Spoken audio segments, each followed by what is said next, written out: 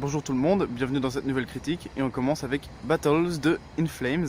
Alors comme pour la semaine dernière avec Dark Tranquillity, In Flames est un des plus grands groupes de melodic death metal, un des groupes fondateurs même, donc encore à Göteborg en Suède. Je pense que la majorité de leur discographie est vraiment très bonne, jusqu'à leur album en 2011, Sounds of a Playground Fading, qui est un album que j'ai bien aimé malgré quelques critiques assez négatives.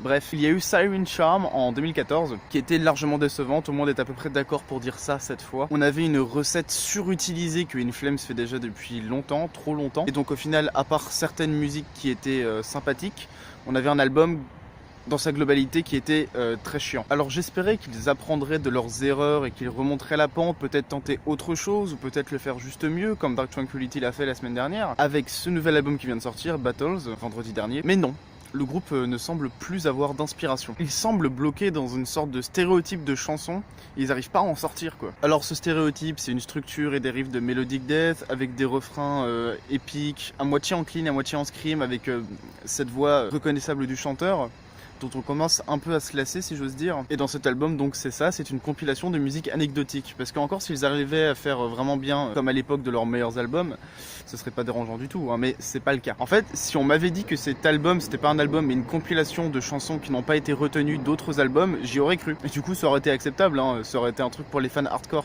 Mais non, c'est bien un album, un truc à considérer comme un album studio. Donc voilà, on a 12 pistes et 47 minutes de musique dont on s'en fout un peu. En gros, soit ils mélangent ensemble des éléments d'autres musiques d'In Flames, soit ils incorporent des éléments, alors pourquoi pas, mais ils insèrent par exemple des éléments de mauvais metalcore, des trucs qu'on peut trouver dans certaines chansons de Bring Me The Horizon par exemple, donc un chœur en fond dans du métal. Alors Bring Me The Horizon, je trouve que la plupart du temps ils font ça vraiment bien, mais dans la musique The Truth, qui est quand même un single principal de l'album, The Truth d'In Flames, le chœur est juste très désagréable, très mauvais, très chiant. Et il gâche toute la musique. Et c'est un single quoi. Il y a une musique aussi dont il faut que je parle puisque c'est la seule qui dépasse le format 3-4 minutes. C'est une musique qui dure 7 minutes et quelques, qui s'appelle Wallflower, qui est un peu faussement progressive et surtout qui a les pires couplets du groupe en termes de vocaux. Les vocaux clean dans les couplets sont juste complètement, on dirait des trucs amateurs, on dirait des trucs de groupes qui débutent et qui n'ont aucune inspiration quand ils veulent faire des couplets. Je parle pas en termes de paroles, hein, je parle vraiment en termes de chant. De toute façon les paroles elles m'ont pas l'air terribles non plus. C'est complètement non inspiré. Vous savez, c'est le genre de musique où le chanteur essaie de prendre une voix profonde et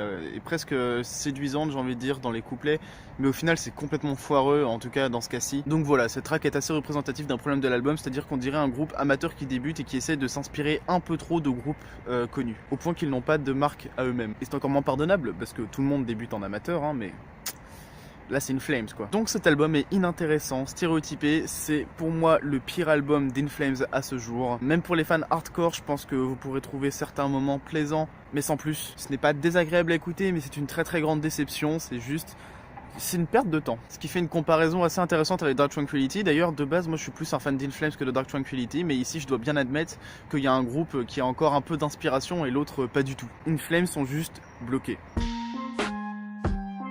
Et maintenant on passe au dernier album d'Enigma, The Fall of a Rebel Angel, la chute d'un ange rebelle. Alors Enigma, qu'est-ce que c'est? C'est l'un des groupes fondateurs du New Age au début des années 90, avec leur album que voici, qui s'appelle 1990 AD, que je prononce en français parce que je m'en bats les couilles, en chiffres romains, qui est donc vraiment un album fondateur du genre du New Age, avec d'autres albums comme les premiers albums d'Era par exemple. Donc c'est un putain de classique, c'est un album que je vous conseille vraiment déjà si vous voulez voir ce que c'est Enigma.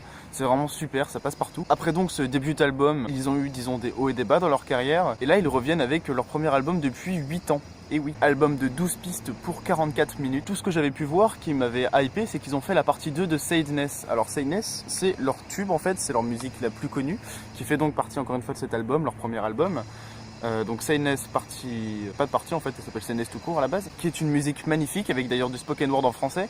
Bref, ils ont fait la partie 2, c'est la musique qu'ils ont mis en écoute avant la sortie de l'album.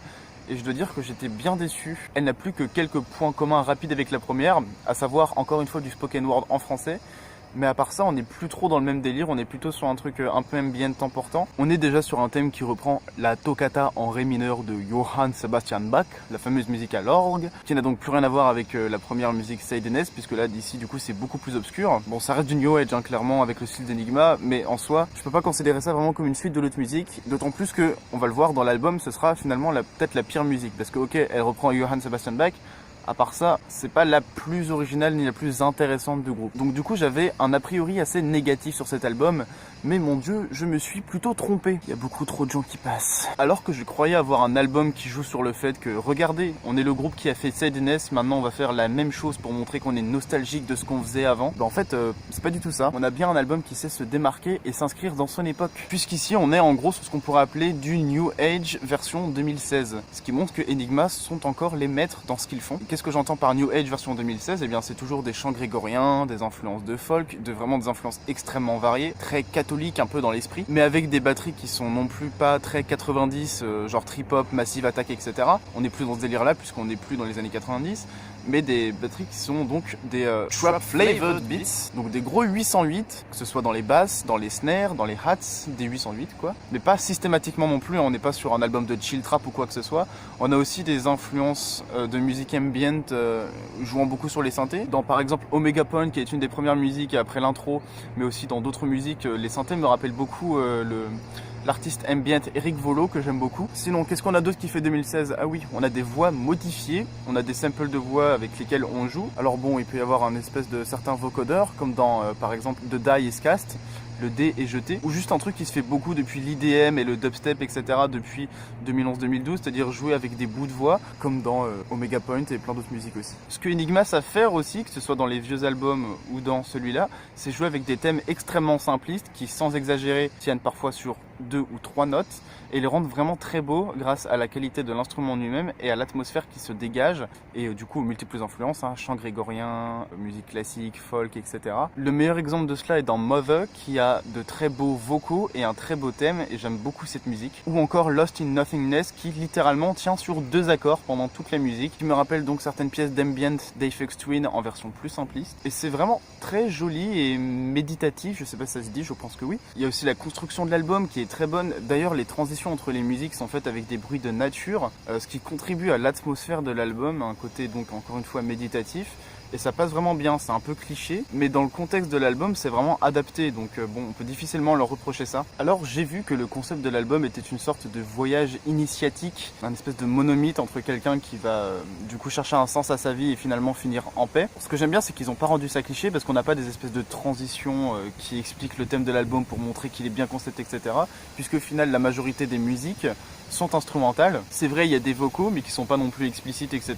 Donc finalement, ce concept n'est pas évident, n'est pas montré, genre regardez, on fait un album concept, et ça j'aime bien.